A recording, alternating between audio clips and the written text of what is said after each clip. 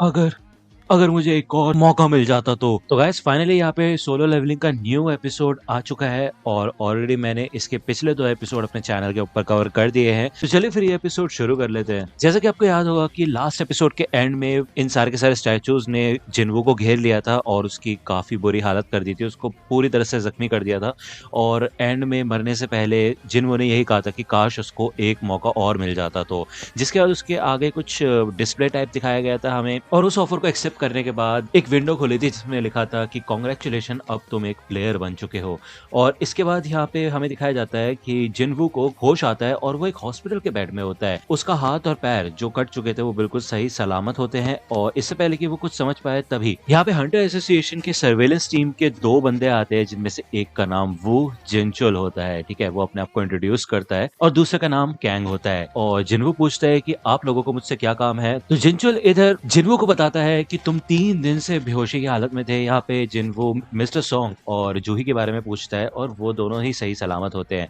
लेकिन mister song ने अपना एक हाथ खो दिया है, जिस वजह से अब वो एक हंटर नहीं बन सकते और वो रिटायर हो चुके हैं। वही दूसरी ओर अगर हम बात करें ली जूही की, तो वो ट्रॉमाटाइज हो चुके हैं बुरी तरह से और अभी उनकी थेरेपी चल रही है। उनकी कंडीशन को देख के ऐसा लगता है कि अब वो फिर से हंटर नहीं बन पाएंगी। जिनचुल बताता है कि सिर्फ 6 लोग बचे उस डबल डंजन से जिससे तुम्हारा सामना हुआ था। एक हंटर की जॉब सच में काफी ज्यादा खतरनाक होती है, लेकिन फिर भी जब व्हाइट टाइगर गिल्ड वहां पे पहुंचे तो उन्हें उधर कोई भी डंजन नहीं मिला सिवाय तुम्हारे। रिपोर्ट्स के हिसाब से जो भी स्टैचूज की बात की गई थी, जो डेड बॉडीज की बात हुई थी, वैसा हमें वहां पे कुछ भी देखने को नहीं मिला। अगर रिपोर्ट्स में थोड़ी सी भी फेरबदल होती या फिर हमें किसी पे भी शक होता तो हम तुम्हारे ऊपर ही शक करते। इसका मतलब ये है कि तुम सभी लोगों ने एक ही चीज देखी और तुम में से कोई भी झूठ नहीं बोल रहा। लेकिन संग जिन्वू, तुम्हें फिर से अवेकनिंग महसूस हुई, क्यों है ना? तो अब जैसे कि मैंने आप लोगों को पहले भी एपिसोड्स में बता रखा है कि एक इंसान सिर्फ एक ही बार अवेकन हो सकता है और उसी समय उसके ताकत का पता चलता है कि वो कितना ताकतवर होगा। ठीक है, वो उस ताकत को बढ़ा नहीं सकता, लेकिन कुछ केसेस में ऐसा होता है कि एक इंसान फिर से अवेकन हो सकता है और उसके बाद उसकी ताकत इतनी बढ़ सकती है कि वो ए रैंक या फिर एस रैंक का भी हंटर बन सकता है। तो ये सुन के जिन्वू एक्साइटेड हो जाता है और ये लोग एक माना स्टोन लेके आए होते हैं जिन्वू की ताकत को पता लगाने के लिए। लेकिन भाई ये मीटर में दिखाया जाता है कि उसकी सिर्फ ताकत 10 होती है, यानी कि उसकी ताकत बिल्कुल भी बड़ी नहीं होती। और ये लोग यहाँ से निकल जाते हैं। ये लोग यही बात करते हैं कि भाई ई रैंक के जो नॉर्मल बंदे होते हैं ना हंटर्स, उनका 70 से ऊपर स्कोर होता है, इसका तो 10 है यार, ये तो नॉर्मल सिविलियन की तरह ही है। जिनचुल मन में कहता है कि वो डंजन तो गायब हो चुका है इसलिए हम उसको एक्सप्लोर नहीं कर सकते, लेकिन ये बंदा जिंदा कैसे बच गया। वही दूसरी ओर जिन्वू देखता है कि उसके सामने एक डिस्प्ले होता है, फिर से एक विंडो टाइप खुली होती है, उसमें लिखा होता है कुछ मैसेजेस अनसीन है। ठीक है, उनको उसे पढ़ना है वो, लेकिन इसको टच नहीं कर पाता। उसको याद आता है कि ऐसा डिस्प्ले उसने पहले भी देख रखा है। इससे पहले कि वो कुछ कर पाए तभी उसकी सिस्टर जीना यहाँ पे आ जाती है और वो उसको काफी डांटती है कि वो अपना ध्यान नहीं रखता और वो हमेशा मुसीबत में फंस जाता है और लोगों की इतनी वाट नहीं लगती जितनी उसकी लग जाती है। तो जीना यही कहती है कि अगर तुम सुधरोगे नहीं तो मैं स्कूल वगैरह छोड़ के खुद जॉब पे जाऊंगी, जिससे तुम्हें इस खतरनाक काम पे ना जाना पड़े। ठीक है ना, समझ गए ना? तो जिनो कहता है कि हे ठीक है मैं समझ गया, लेकिन तुम्हें ये चीज दिखाई दे रही है? तो जिना कहती क्या? तो ऐसा लगता है कि ये डिस्प्ले सिर्फ और सिर्फ जिन्वू को दिखाई दे रहा है और वो जिना से कुछ गेम्स के बारे में पूछता है, साथ ही साथ ये भी पूछता है कि मैसेजेस को ओपन कैसे करते हैं। तो यहाँ पे उस नोटिफिकेशन में लिखा होता है कि तुम एक प्लेयर बन चुके हो और डेली क्वेस्ट में आज तुम्हारा जो मिशन है वो है स्ट्रेंथ ट्रेनिंग। ठीक है, तो जिना समझ जाती है कि भाई जिन्वू ठीक ठाक है और अब उसे यहाँ से निकलना होगा। वो यहाँ से चली जाती है। जिन्वू के सामने यहाँ पे काफी सारी विंडोज खुल जाती है जिनमें लिखा होता है कि ये सिस्टम एक प्लेयर की डेवलपमेंट के लिए बनाया गया है। अगर तुम किसी मिशन को पूरा नहीं कर पाओगे तो तुम्हें पेनल्टी मिलेगी, इसके अलावा तुम्हें रिवॉर्ड्स भी मिल गए हैं। यहाँ पे कुछ गोल्स होते हैं जैसे कि 100 पुशअप, 100 सिटअप, 100 स्क्वाट्स और 10 किलोमीटर की रन। साइटामा की याद आ गई। एनीवे, अगर जिन्वू ऐसा नहीं करता तो उसको पेनल्टी भी देनी पड़ सकती है और यहाँ पे एक टाइमर भी चल रहा होता है। जिन्वू शुरुआत में इसको इग्नोर कर देता है। वही दूसरी ओर जिनचुल चेयरमैन गो से बात करता है और बताता है कि ऐसा लगता है कि जिन्वू की कोई सेकंड अवेकनिंग नहीं हुई है। तो चेयरमैन गो ये कहता है कि हम खुशकिस्मत है कि डंजन ब्रेक नहीं हुआ और ये पिछले केस की तरह नहीं है, तो हम इसको स्पेशल केस में डाल सकते हैं। ठीक है, दूसरी ओर हमें जोंग इन का सीन दिखाया जाता है और वो यही कहता है कि मिस चा, मैं चाहता हूँ कि तुम अगली बी रैंक की रेड में एक इंस्ट्रक्टर के तौर पे पार्टिसिपेट करो। तो चा यही कहती है कि वो एक इंस्ट्रक्टर नहीं बन सकती, उसे ये सब नहीं आता है। तो जोंगिन कहता है कि इस रेड की मदद से हम जो नए रिक्रूट्स हैं उनकी प्रैक्टिस कराएंगे और उनके टेस्ट की तरह होगा ये सब कुछ। ठीक है ना, तुम्हें चिंता करने की कोई जरूरत नहीं है। नॉर्मली जैसे तुम लड़ती हो वैसे ही तुम्हें लड़ना है, वो लोग बस तुम्हें देख के सीख लेंगे। ठीक है ना, मुझे पता है तुम काफी ज्यादा टैलेंटेड हो। हंटर गिल्ड इस कंट्री के 5 सबसे बड़े गिल्ड में से एक है, लेकिन अगर इंटरनेशनल लेवल पे देखा जाए तो हम किसी इंडिविजुअल की पावर को नहीं बढ़ा सकते, है कि नहीं, लेकिन उनके एक्सपीरियंस को बढ़ा सकते हैं और जब वो समय आएगा तो हम उसके लिए तैयार रहेंगे। करेंगे। तो ये समय क्या है, इससे पहले कि हम सोच पाए तभी यहाँ पे एक और नया गेट खुल जाता है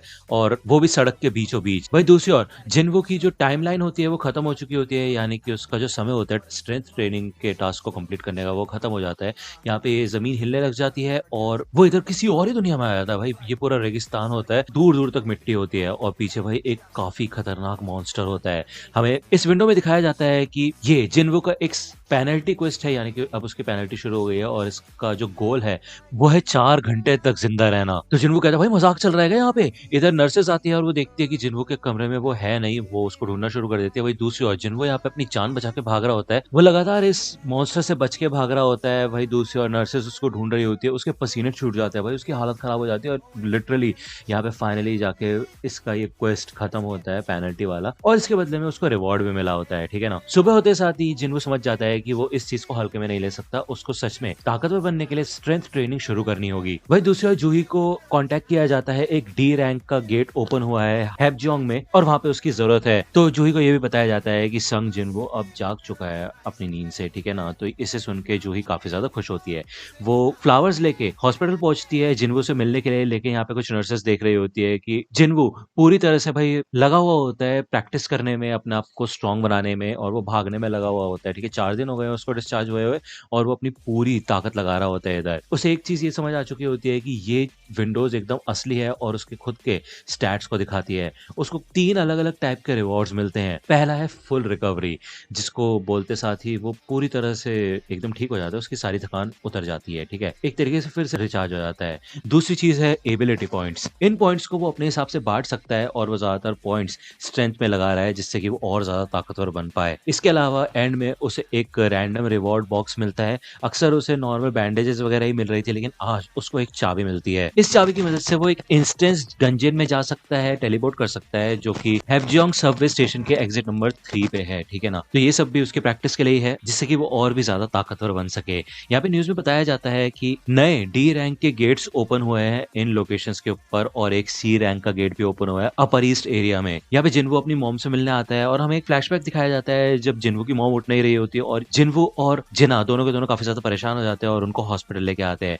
तब इनको बताया जाता है कि ये एक इटर्नल स्लीप डिजीज है, जिनको ये लोग अंतिम आराम भी कह सकते हैं। ये एक ऐसी डिजीज है जो कि उसी समय आई थी जब ये गेट्स आए थे और तकरीबन 10,000 लोगों में से एक इंसान को ये हो जाती है। ऐसा माना जाता है कि माना की जो एनर्जी है उसकी वजह से ऐसा हुआ है, तो इसी वजह से यहाँ पे जिनको अपनी पूरी ताकत लगाता है वो पूरी तरह से प्रैक्टिस करना शुरू कर देता है। हमें फ्लैशबैक में फिर से दिखाया जाता है कि जिनको डिसाइड करता है कि अपनी मॉम को ठीक करने के लिए वो एक हंटर बनेगा, लेकिन हंटर बनने के बाद भी वो कुछ ज्यादा कर नहीं पाया और अब अगर देखा जाए तो जिनको दिन पे दिन और भी ज्यादा ताकतवर होता जा रहा है। वो यहाँ पे हैपजोंग स्टेशन के एग्जिट नंबर 3 के पास आता है उस चाबी का इस्तेमाल करने के लिए, इस गेट को ओपन करने के लिए। उसे पता होता है कि उसके पास चाबी है तो वो भाई कभी भी आराम से इस गेट से बाहर निकल सकता है, जिसके बाद वो इस गेट को ओपन कर देता है और अंदर घुस जाता है। उसके अंदर जाते ही ये गेट लॉक होने लग जाता है और उसे एहसास होता है कि यहाँ पे एक लड़की निकल के जाती है और इसका मतलब ये है कि वो एक अलग ही डायमेंशन में आ चुका है। इसका मतलब ये है कि अब जब तक वो इस डंजन को बॉस को नहीं हराता तब तक वो यहाँ से बाहर नहीं निकल सकता, या फिर उसके अलावा वो एक टेलीपोर्टेशन स्टोन का इस्तेमाल कर सकता है यहाँ से बाहर निकलने के लिए। तो